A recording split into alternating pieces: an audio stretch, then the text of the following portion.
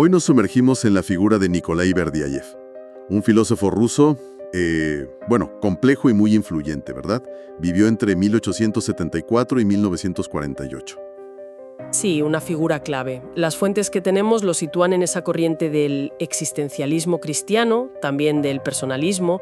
Tenemos bastante material sobre su vida y sobre todo su pensamiento. Exacto. Y la idea hoy es sacar las claves de su filosofía, esa obsesión suya por la libertad, la creatividad, y también esa crítica tan particular a lo que él llamaba objetivación. Eso es. Y además creo que es importante aclarar un malentendido histórico que a veces surge con él. Uno bastante gordo, la verdad. ¿Ah, sí? Empecemos por ahí, que me parece fundamental para situarlo bien. Porque las fuentes son unánimes en esto. Llamarle fascista es un disparate. Totalmente. Es una distorsión completa. Berdyaev fue, un crítico implacable de cualquier totalitarismo. Daba igual fascista, nazi o comunista soviético. Los veía todos como Manifestaciones de esa objetivación, justo. Eso que anula a la persona, que la cosifica. Su filosofía es personalistas hasta la médula. El valor absoluto, único, de cada persona es lo central. Justo lo contrario de someter al individuo al Estado o a la masa, que es lo que hace el fascismo. Entendido. Pero entonces, ¿de dónde sale esa confusión? Quizá por su crítica tan dura al marxismo materialista o por su expulsión de Rusia por los bolcheviques. Puede ser, o quizás por lecturas un poco superficiales de su, nacionalismo cultural, su amor a la idea rusa, o esa noción de aristocracia del espíritu. Ah, claro. Pero ojo, para él esa aristocracia era espiritual, creativa. No tenía nada que ver con la sangre o la clase social.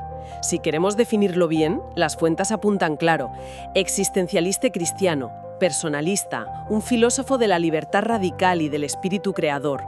Vale, queda claro. Y su vida misma parece un poco el reflejo de esas tensiones, ¿no? Origen aristocrático, luego rebeldía, una etapa marxista. Sí, y arresto zarista, exilio interno. Y después, claro, la expulsión en 1922. La famosa nave de los filósofos. Se fue junto a otros intelectuales incómodos. Tanto para los zares como para los bolcheviques, parece. Es que su crítica era de fondo. A ambos sistemas los acusaba de lo mismo, de objetivar al ser humano, de convertirlo en una pieza más del sistema. Por eso, su exilio, sobre todo en París, lo convirtió en una figura intelectual de referencia en Europa. Y para la emigración rusa, claro. Murió allí en Clamart, cerca de París, en 1948. Vayamos entonces al corazón de sus ideas, la libertad. Parece que es la piedra angular de todo su pensamiento, ¿no? Sin duda. Es el concepto central, pero él distingue, habla de libertad de menos, la negativa, la política, que no te opriman, y libertad para. ¿La libertad para qué? Para crear. Es la libertad positiva, la espiritual, la creativa. Y aquí viene lo más audaz de Berdyaev.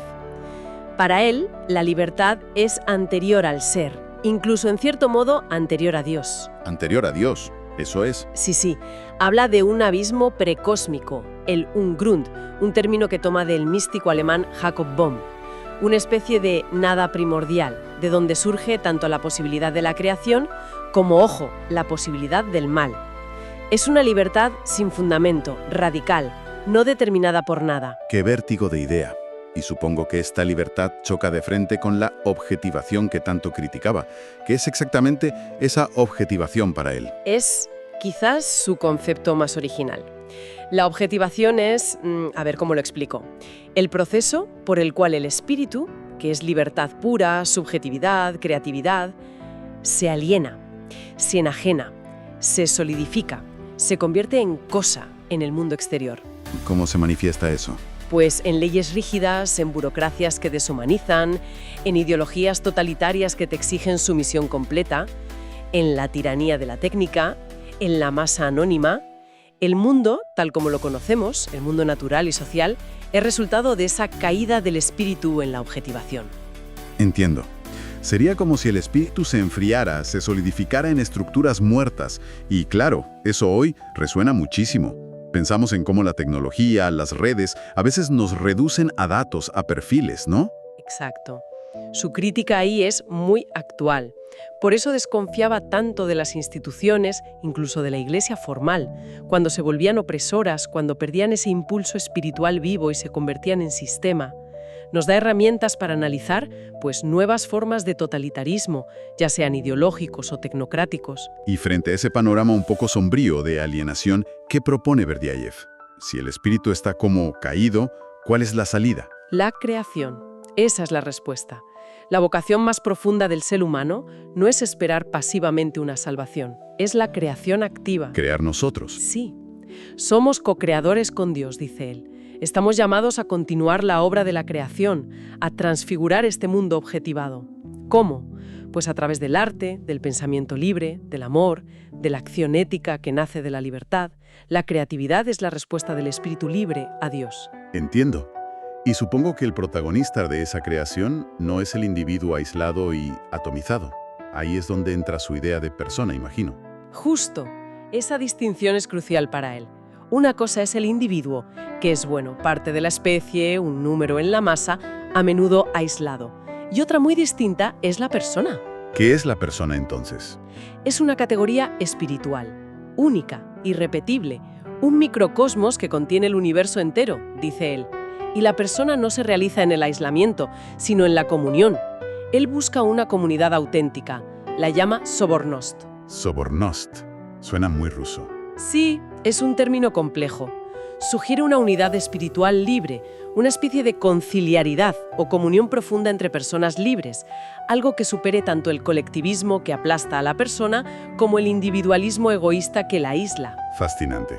Si tuviéramos que hacer una síntesis rápida de su legado, ¿qué diríamos? Pues yo diría que Berdyaev emerge como un defensor radical, incansable de la libertad del espíritu, contra cualquier tipo de determinismo, ya sea material, social o ideológico, y contra toda forma de objetivación que nos deshumanice. Es una llamada constante a valorar lo único de cada persona frente a la masa y a ejercer nuestra creatividad frente a la pura conformidad. Y muy importante volver a subrayar, como insisten las fuentes, que su posición fue siempre antitotalitaria, una crítica feroz a cualquier sistema que aplastara la libertad y la dignidad. Nada que ver con simpatías fascistas. Absolutamente nada que ver, eso está clarísimo en los textos. Y para terminar, una reflexión que nos dejan las fuentes y que da que pensar. Si la objetivación es esa tendencia a convertir la vida, el espíritu, en cosa, en rutina, en sistema, ¿hasta qué punto nuestras propias costumbres, nuestra forma de usar la tecnología, incluso nuestras ideas más firmes, no podrían estar, sin darnos cuenta, limitando, fosilizando nuestra propia libertad creativa? Es una pregunta potente para llevarnos a casa, ¿eh? Quizá la cuestión sea, ¿qué pequeño acto creador, por mínimo que sea, podríamos intentar hoy mismo para romper un poco esa cristalización? Para reafirmar nuestra libertad en lo pequeño, en lo cotidiano.